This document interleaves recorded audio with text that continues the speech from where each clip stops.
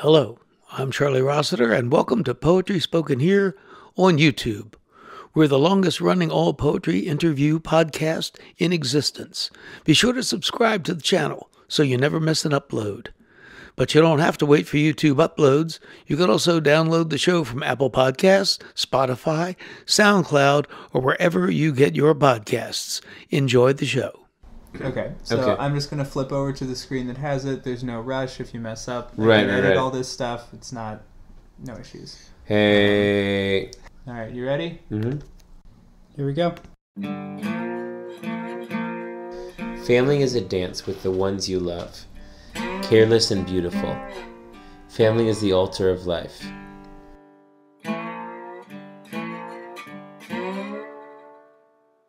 Family. People fused and fueled by blood, mind, and heart.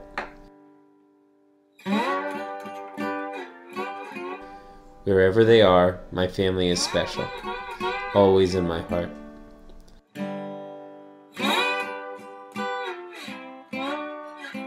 My son, my dogs, my husband, my cats. People might say, what's up with that? How do we know who's family or not? What does it matter, 2 feet or 4? All are my family I love.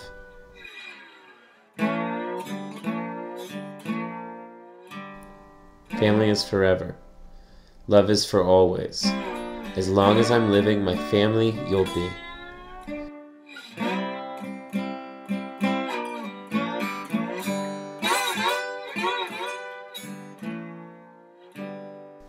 Welcome to Poetry Spoken Here.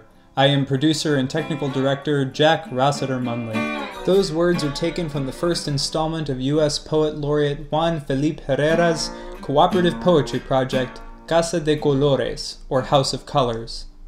Every month, from now until the end of his tenure as Poet Laureate, a new topic will be selected, and the public is invited to submit mini-poems via the website www.loc.gov/poetry/Casa de Colores.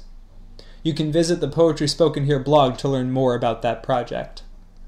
The subject selected for the first month of Casa de Colores was La Familia, the family. This podcast is dedicated to the poetry of family and home. With Thanksgiving right around the corner and Christmas and Hanukkah soon to follow, families around the country are returning home. These dual themes have been central to poetry since its inception. The second literary work in the Western canon, the Odyssey of Homer, is the story of a man desperately trying to reach home and be reunited with his family. In this special episode, we will look at the Odyssey and the works of contemporary poets whose writing engages with the unique place that home and family have had in their lives. Maria Maziotti Gillan's poetry is infused with the flavor of her Italian-American upbringing. She reflects on the gifts that her family gave her and contemplates times when she was ashamed of the heritage that she has grown to love.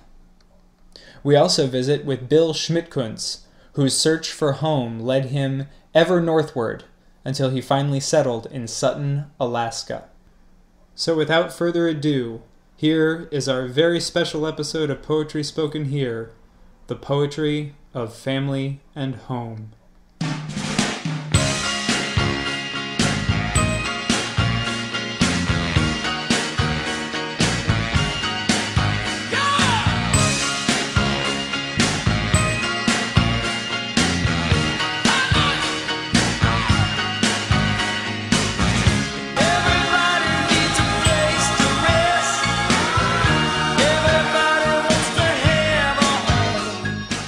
The Odyssey opens with the customary invocation of the Muse. Tell me, O Muse, of that ingenious hero who traveled far and wide after he had sacked the famous town of Troy. Many cities did he visit, and many were the nations with whose manners and customs he was acquainted. Moreover, he suffered much by sea while trying to save his own life and bring his men safely home. But do what he might, he could not save his men, for they perished. Homer quickly introduces us to our protagonist, the wind-blown Odysseus, and tells us of his plight. While the men he fought with in the Trojan War have long since returned home, or met a grislier end, he is set to wander the world with only his desire to come back to his wife and son to drive him on. The war was fought for 10 years, and Odysseus has been questing for 10 more. His family think him dead, and at home his wife Penelope and son Telemachus contest with challenges of their own.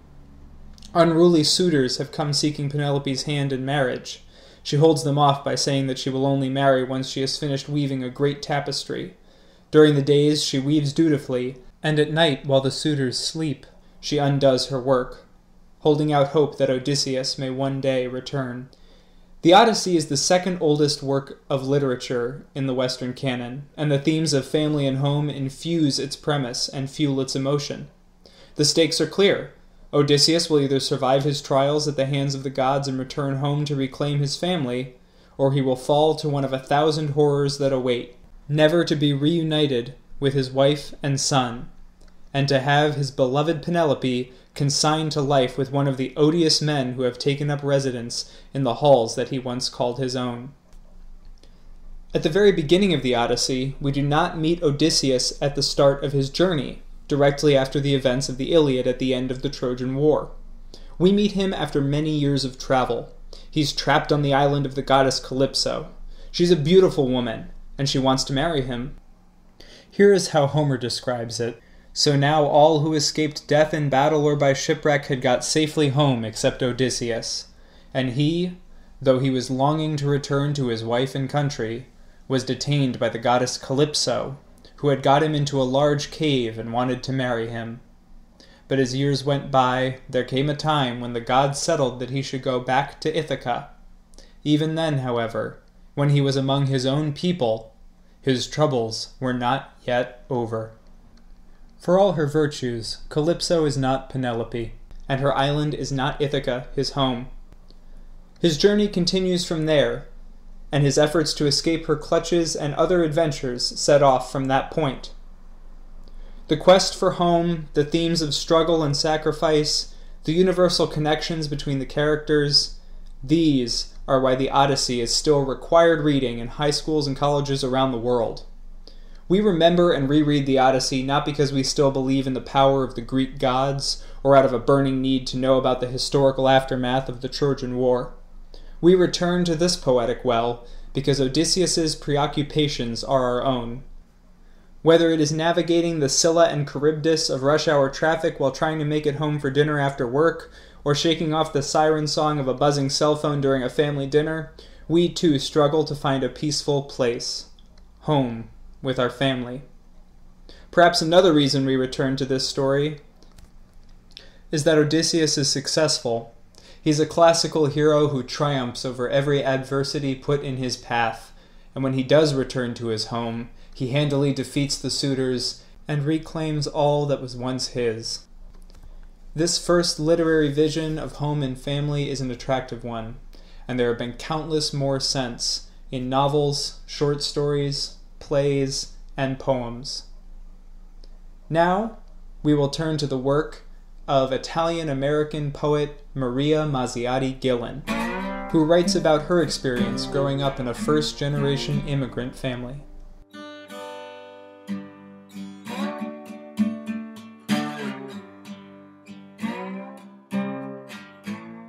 I'm now joined by Maria Maziotti Gillan, an Italian-American poet who is known for her autobiographical poetry.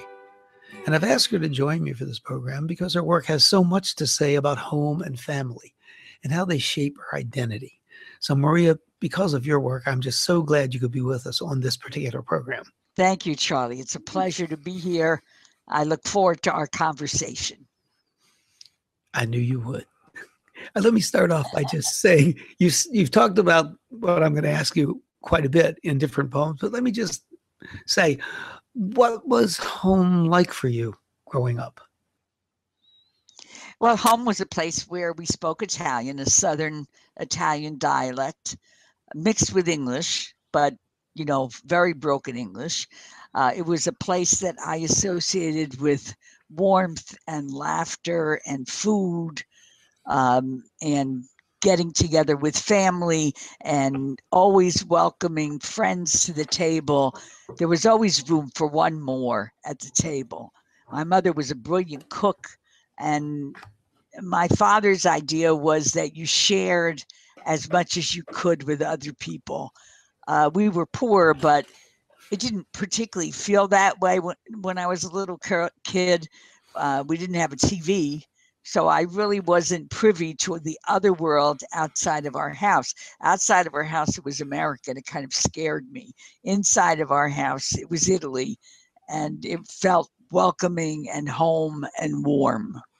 I know from your poems you had a really pleasant childhood in that sense of that support and love from your parents and the family. Right. I was so lucky. When I talked to my graduate students and undergraduate students, I realized that some of these kids grow up with a great deal of money, but there's really nobody in their corner, nobody supporting them, nobody that they can count on. I mean, they're supported in terms of money, but not emotionally supported. We didn't have the money, but I had plenty of emotional support. Which is really the basis for adult life, I think, or forms of personality that can better handle adult life, let's say. Yes. I noticed a poem in your selected works, What We Pass On, collected works actually, that I thought would be interesting to hear because it's Sunday dinner at my mother's home. And how about reading that poem? And we'll talk about it a little bit. Sunday dinners at my mother's house. After I was grown up and had a house and family of my own, my mother cooked and served dinner for all of us, her children and grandchildren, at least 16 people each Sunday in her basement kitchen.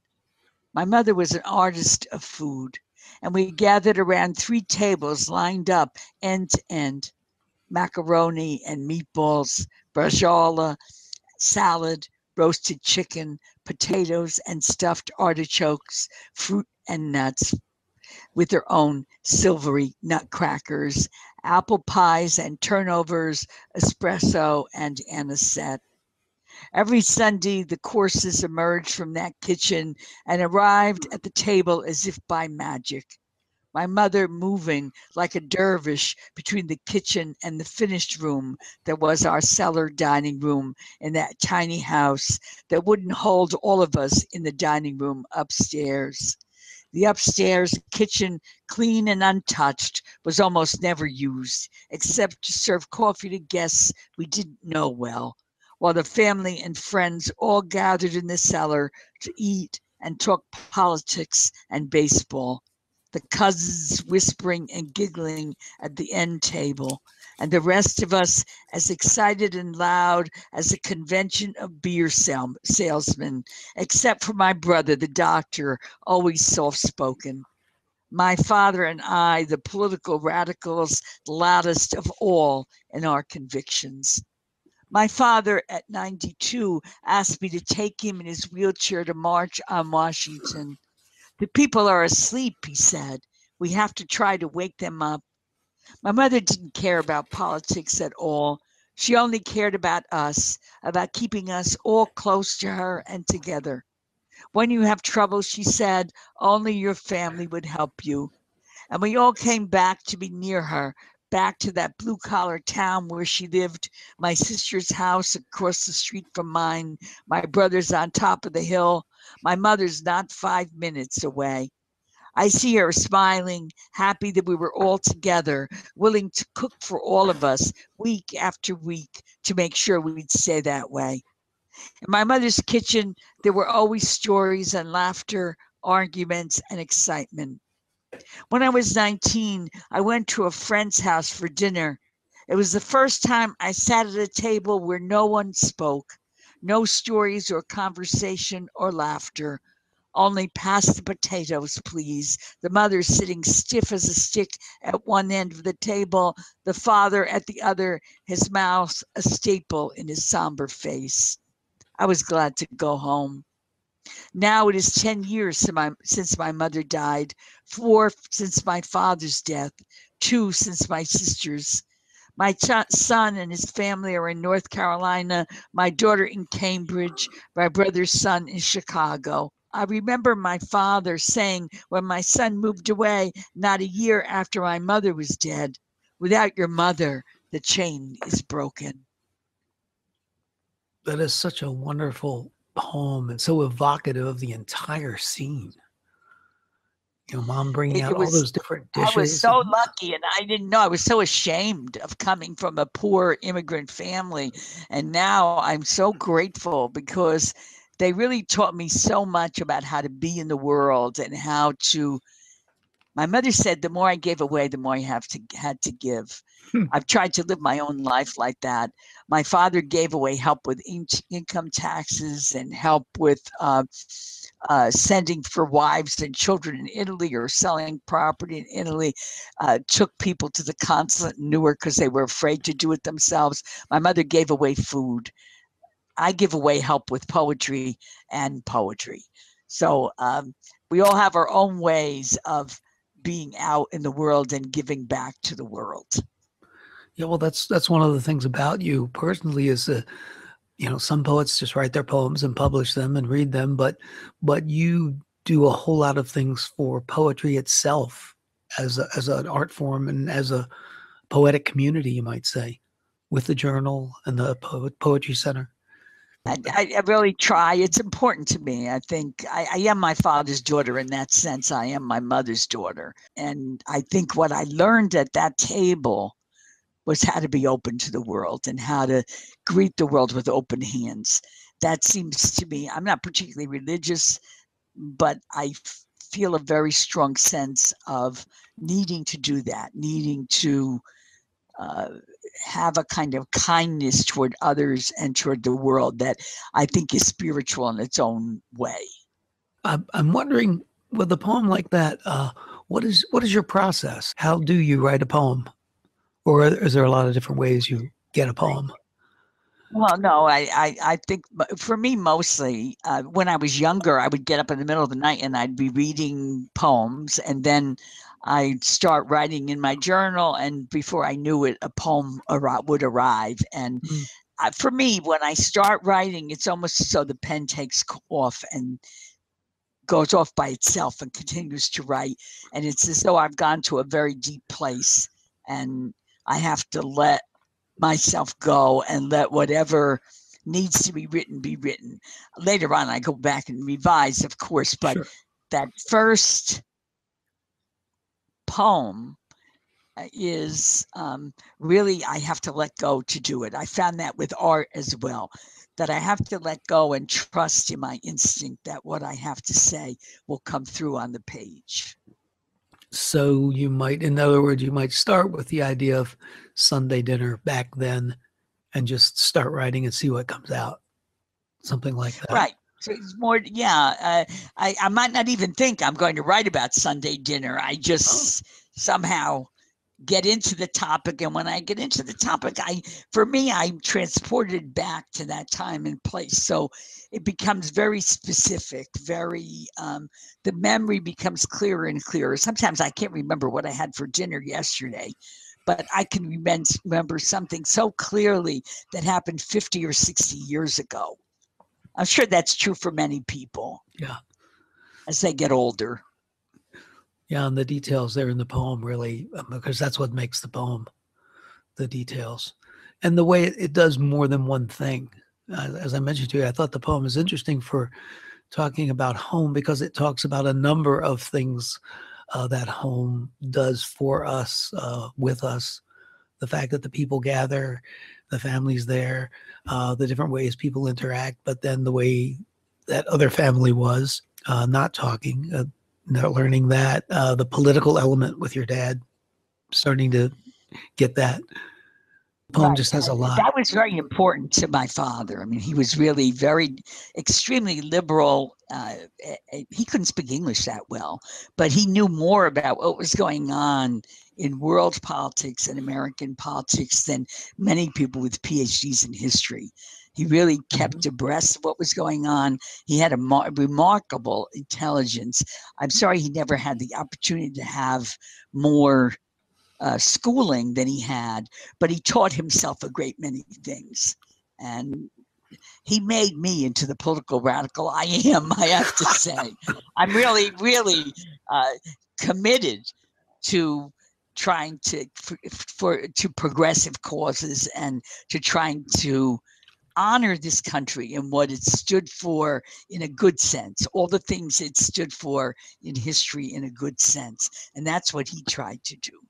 But he said that in Italy, people didn't realize when Mussolini was going to take over what that meant. And then he said he could see in America that the people were sleeping, that they were letting go of their rights as citizens, and not realizing. That's why he wanted me to take them to Washington to march, because he wanted to wake the people up. He said, watch out, before you know it, you'll have a dictator there. Yeah. Yeah. He's obviously a really extraordinary person. And he really was. Yeah. And another poem I had noticed actually is called Arturo. And why don't you read that one? And that says a lot about, of course, of you growing up and dealing with your Italian Americanness and the world's reaction to it. And, well, the world's reaction to my own shame. Arturo. I told to everyone your name was Arthur. Tried to turn you into the imaginary father in the three-piece suit that I wanted instead of my own. I changed my name to Marie, hoping no one would notice my face with its dark Italian eyes. Arturo, I send you this message from my younger self, that fool who needed to deny the words wop, guinea, greaseball, slung like curved spears, the anguish of sandwiches made from spinach and oil, the roasted peppers on homemade bread, the rice pies of Easter. Today I watch you, clean as a cherub, your ruddy face shining, closed by your growing deafness in a world where my words cannot touch you. At 80, you still worship Roosevelt and JFK. Read the newspaper carefully, know with a quick shrewdness the details of revolutions and dictators, the cause and effect of all wars, no matter how small. Only your legs betray you as you limp from pillar to pillar, yet your convictions remain as strong now as they were at 20. For the children, you carry chocolates wrapped in gold foil and find for them always your crooked grin and a $5 bill. I smile when I think of you. Listen, America, this is my father, Arturo, and I am his daughter, Maria. Do not call me Marie. Does being a poet influence your how does that influence your expression of this, or does it change it, or do you think it made you more emphatic in your thoughts about these kinds of things? I think what happened with me is I was very shy, so I didn't really speak up very much at all until I was about 24, and then I really didn't speak up with any authority until I was 40. But the writing helped me to say the things that I could never say. So for me, the writing was a way of expressing what I was feeling, and both my love and my anger and my grief, I was able to write about it. Once I was able to write about it, I was able to articulate it. But until I could write about it, I really didn't have the self-confidence to tell my story to anybody. So one of the things I've tried to do is to give other people the courage to tell their stories through writing, whether it's memoir or poetry. I like to call my poetry lyric narrative. Less and less lyrical as my poems have changed over the years, but still very heavily rooted in narrative, very heavily rooted in story.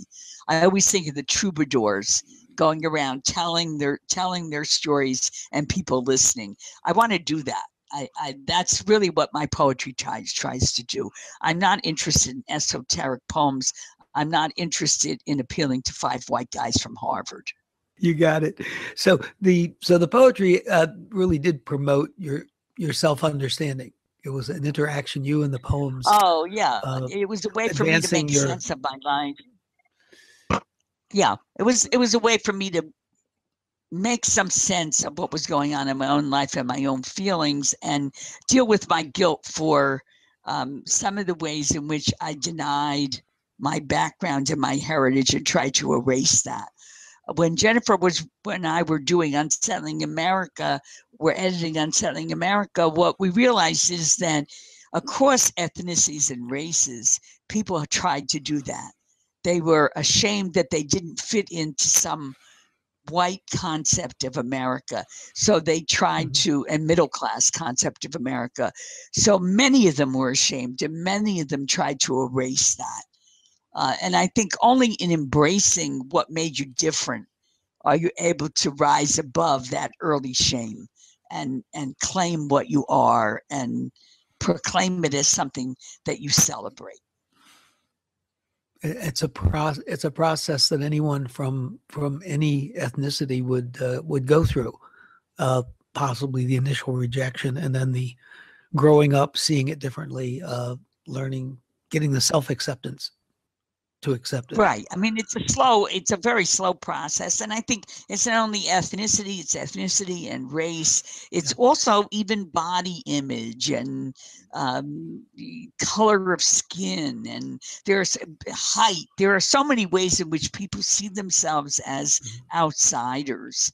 And I think that what writing does is it allows you to process those feelings and then to take them on as a positive thing rather than a negative thing. Did you pick anything else you'd like to read? Sure. I always have poems I'd like to read. You're talking to Maria. She has a million poems that she'd like to read. Sounds good. Well, let's do one more. Okay. In my family, we're all tenacious. Decide what we want and go after it. We work hard, moving forward when we're exhausted and think we can't move 1 inch more. I wonder if it's in the genes, this need to finish everything we start, this belief that hard work and perseverance will get us through. My sister kept going to work for months after she had seizures and couldn't walk. Her live-in aide took her to work in a wheelchair, pushing her down the road because the sidewalks in Hawthorne aren't handicapped accessible. My father had a degenerative disease of the spine. He dragged one paralyzed leg behind him wherever he went, and went he did, driving until he was 87 years old, cloth around the pedals of the car so he could reach the brake. One shoe built up to compensate for the unevenness of his legs. Driving to his friends' houses to play cards and visit, driving to the courthouse in Patterson to file a petition for his friends or register the legal papers he drew up, his body failing him, but his mind sharp and willing him on. My son John wants to think he's not like us. I hear how, even at 32, he takes on the responsibilities for his life, how he gets up at 5 a.m. so he can be at the office by 5:30, how he handles the complex legal problems of a large corporation, working straight through till he returns at 6 p.m. to help with the children and to deal with the house, the yard, repairs. He takes everything seriously. I love the way John carries his son in his arms, the child running to him for comfort, and the way they speak to each other without words. I know that even my son, who wants to think he is not like our family, is driven as we are to keep on going no matter what. These are the things my mother taught us by example. My mother, who tripped over our skates when we were children and got up and walked the 12 blocks to Ferrara's Coat Factory on River Street. She worked until noon, walked back home to make our lunches, then walked back to work. Only after she came home at 3:30, so she could be there when we got home from school, did she collapse into a chair, unable to move. When she came back from the hospital clinic with a cast on her leg, 14 bones in her foot broken, she had to rest her leg on the stool. That was one of the few times in her life that I saw her cry, not because of the pain, but because she couldn't do the work she told herself she had to do. It's good to know that you have inherited this determination and tenaciousness, because it means you're going to write poems until your dying breath. We're going to get so many more poems out of you. Yeah, because nothing could stop you. I'm already going around with a key. So, I'm hoping I'm still giving readings till I'm old. Absolutely. Not that I'm not old now. As long as you can pick up a pen, you write another poem. That's just really great. That's right. All right. Well, we've been talking with Maria Maziotti Gillan about her poetry and about her life and family.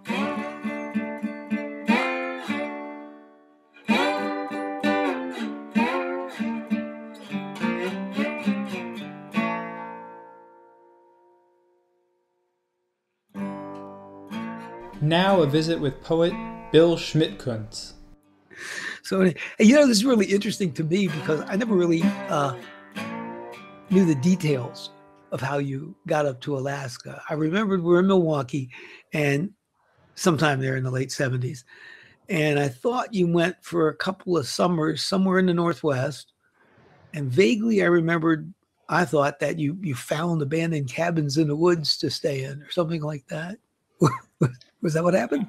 It's kind of like that. I did spend almost 2 years in British Columbia, where I built a cabin in the woods, and then the second year I was there, I lived on a commune with some people, and that didn't really work out very well. So then it was time for me to leave. So late 1978, I came back to Milwaukee, and I got a job and got some money together, and in the spring of '79.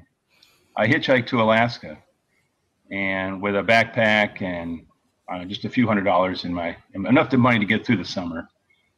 And when I got to Valdez, it was sort of like just a rough destination. I'll just go to Valdez.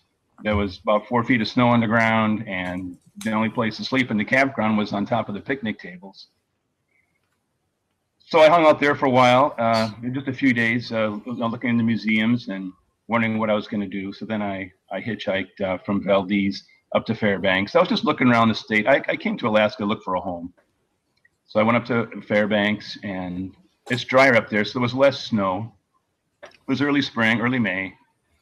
And then I went on up to Circle City, and the ice had just gone off the Yukon, and there were blocks of ice in the town about the size of school buses everywhere.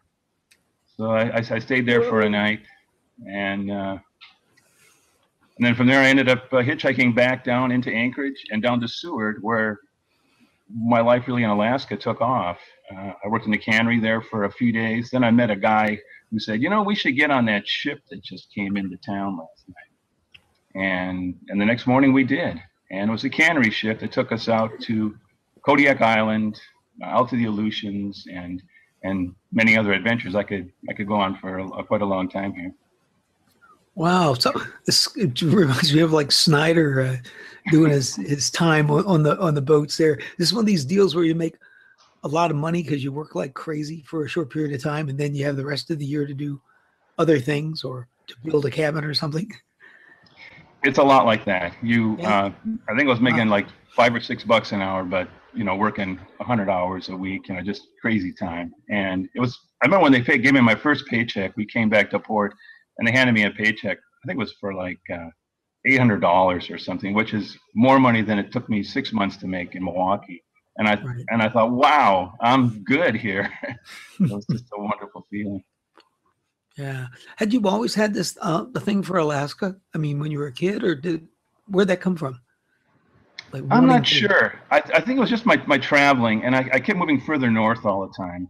And when I left British Columbia, I was looking for another place that was just as wild. And I thought Alaska would be that place. And actually, when I first came here, I was kind of disappointed in it. A lot of it was not very spectacular to me. It took a while for it to grow on me. I didn't like all the daylight in summer for the first thing, and it wasn't like going to the Grand Canyon or Yosemite, where everything is so majestic. It's a much more subtle beauty here. But after a while, you start to realize that there is a tremendous amount of grandeur here, and it just takes time for your mind to come to terms with the vastness of it all. And so Alaska, I guess it was always in my mind, but I never really thought of it as growing up like, oh, I'm going to go to Alaska and build a cabin in the woods. I always thought I'd do that in northern Wisconsin or something. Oh, so but you knew you were going to leave Wisconsin, Milwaukee. That was something in you that you had to go find your own place. Yeah, Milwaukee Sounds like. is a great place, but my family was sort of like, well, you're gonna stay in Milwaukee, you're gonna get a factory job, or you're gonna go to college. You're gonna sort of fit this mold, and Mhm. it just wasn't for me. It wasn't working out, and I had to go. I just had to hit the road. I had to go find it. It was out there. I knew it was out there, and Yeah. so I took a creative writing class at UWM. Antler was my teacher, and he introduced me to On the Road, and that just led me to a lot of other amazing writers. And it was like a finger pointing, go west, young man, or just get out of here. And it saved my soul, it really did.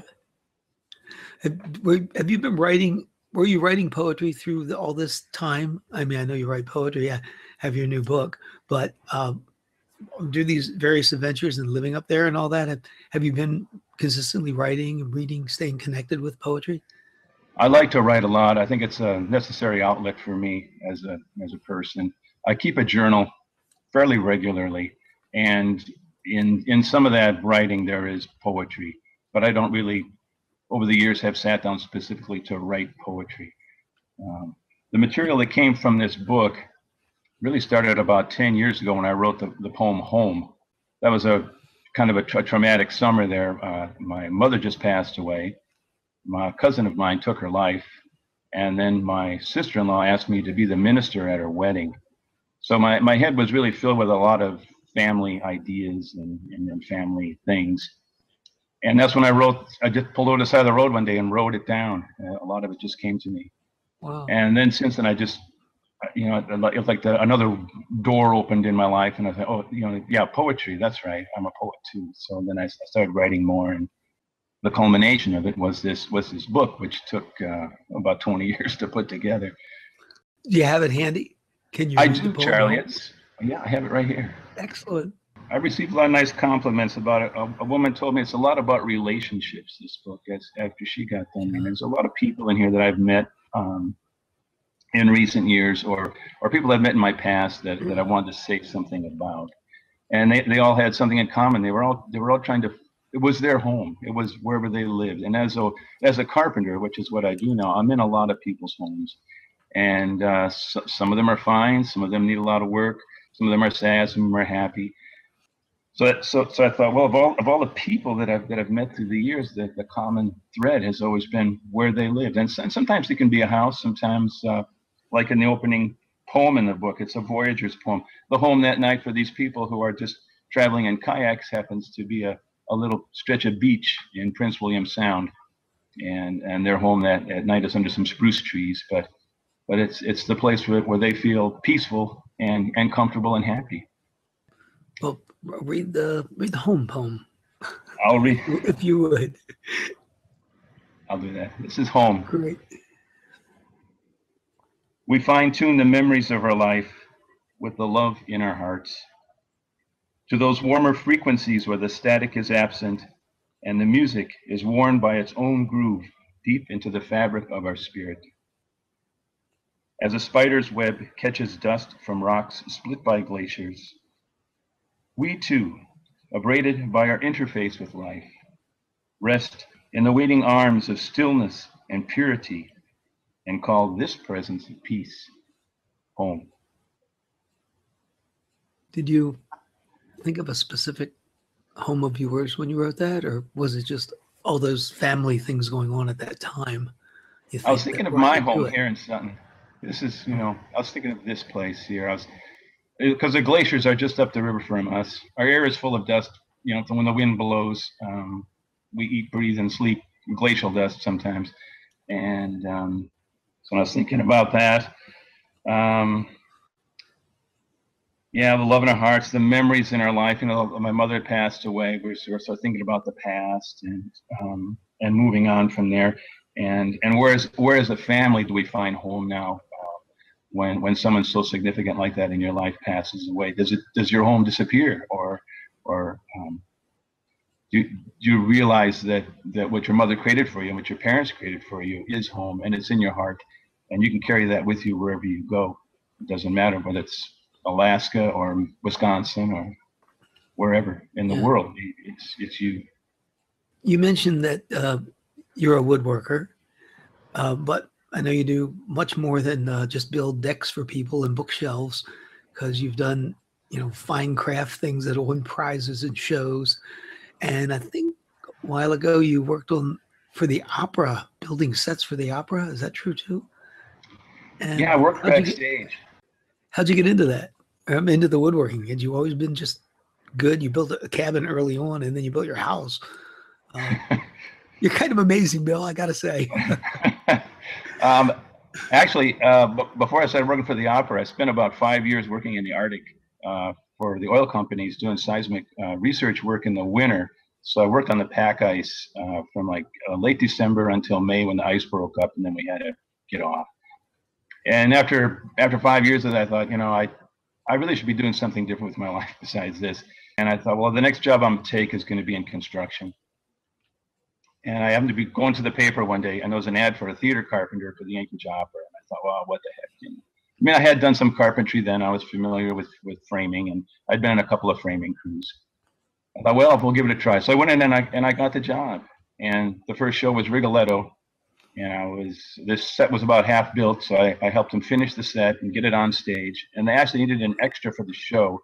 So that's my stage debut was in Rigoletto and Anchorage Opera. I didn't have any speaking parts, but I was a guard, and I had a really fancy uniform that came from the Metropolitan Opera, actually. And then they were looking for carpenters for other shows, and they hired me for a lot of other things that year, not just with the opera, but with other theater groups in town. I worked at the Performing Arts Center, Art Services North.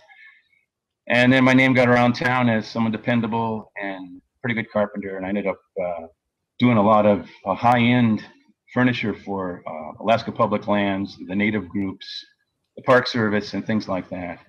And then from time to time, people would call these theater groups and say, hey, do you have a carpenter down that can come down and fix my door? Or, we got this problem with our deck, or the roof is leaking. And I started answering these calls. And over time, I was answering more calls. And then pretty soon I was doing, I had quite a little handyman business going and less theater. And now today I don't do any theater at all, and it's all small stuff or big stuff, additions on homes, carports. I do have an opportunity to build high-end furniture once in a while. And in fact, there's an art show every year in February, and I try and get a piece in there. The stuff I'm working on right now is steamer trunks. I build big boxes, and I order or have made for me iron hardware for the corners and for the locks and things like that. Wow. It doesn't sell at all, but it's really fun to make. But it wins prizes, right? It wins prizes, and it, like poetry, it's another expression that if I didn't do, there'd be something missing in my life. So I go out and bang it out, and when I get done, I stack it up in my daughter's bedroom. So here's another piece of art for you, Patty. You got it. Here's your legacy, or here's your dowry, or whatever. Yeah. Well, you had a couple other poems in the book that I had picked out that I thought also create a real home scene to me, and one of them is "Beautiful House." I can read that. This is, okay. My wife has horses, and my in-laws had horses. We spent a lot of years putting up hay, and of course we have gardens that we harvest too. So having gardens and harvesting our food, putting up fish, all of these things are a critical part of our life and keeps us in rhythm with the seasons. And so here we go. I'll read it. Beautiful house. We are sitting happy, pick up a load of hay, enough for wintered horses. Now semi-drunk by wood stove, trying to feed the soul. Dreams in the flames are as stones brought down from mountains by glaciers. And if I took the time to carry them all back, it will be a different mountain. And if I could gather up the flames, they will not make another tree. Then it would not matter what I name myself or where I make my home. The work will unfold to where I worry less, find some understanding in the journey, the way of living, the way of being, the way home. Yeah. I was thinking just before we started talking on the air, I Googled Sutton and read the Wikipedia entry, and you're pretty lucky that you found your lovely longtime wife, because guys outnumber girls there 2-1. I was very fortunate to meet you. According to Wikipedia. It's probably, and it was worse when I first came to Alaska. It is, in this area, it has evened out quite a bit. But in rural areas, yes, there are very few women and just a lot of guys. And women help make for home. We all know that. Absolutely. And we have a beautiful daughter that really cemented our marriage and cemented our love and just took our relationship and this house that I built, which was pretty empty and cold, into just this wonderful place that I really enjoy. One theme that comes up a lot in my work, and I recognized it in this poem as I was reading it, is the importance of work. And I do work a lot, and your craft is very important, and getting up every day. And I think that's just a Midwestern mentality that I grew up with, is that you did a job and you did it well. Mm-hmm. And you took pride in your work. And as I was rereading it, there's a lot of poems in this book about work, which is also sort of a home experience as well. You can feel home in your work, where it's fulfilling and strengthening for you as a person. Yeah, it seems that it's a variation on saying that you're finding your place, like your place in life, right. The work. How about one more poem? I have one I picked out, or you could just pick one that you'd really like to read. Well, Charlie, I'll read the last poem. Great. The book sort of starts with these people voyaging to the Voyager's poem. They're at a spruce tree, and it's their camp, and they're all excited about this big adventure they're on. And the last poem has to do with my in-laws leaving Moose Creek Ranch and for health issues and a lot of other things. And I was one of the last people there. I had to rebuild a new deck on the house in order for it to be sold. So I was sitting on the deck one day, and in fact, the day I finished, it snowed the next day, and it was absolutely beautiful there. And I thought of the people in this house, and I thought of them moving on. And I wrote this poem, and it's called October. Our last days on the farm porch, lives more bark than leaves. We listen in silence to Moose Creek swimming through the roots of cottonwoods and the lumbered tailings of the railroad coal bridge. Swallow nests in the barn are empty, and the unfinished chores rust with the tools. The moods of the coming seasons will now write their own words in the patterns of the paths that crossed our fields, in the patterns that webbed a life. Other patient rhythms must take us through the difficult work to where again we feel light and alive. Doors are open, windows fill with light. We will feel welcome there, warmed by other fires that will hold us through these new, cooler winds. Nice one at the end of the book. Yeah. Feels like a closure kind of thing. It was the end of their life, and we've all kind of moved on, but it was a nice end of the book. It was the last one I wrote, so it's my favorite. How that goes. Your last poem is always your favorite poem. You bet. We've been talking to William Schmidtkunz about finding his place in the world, his place in Alaska, and his new book, Home.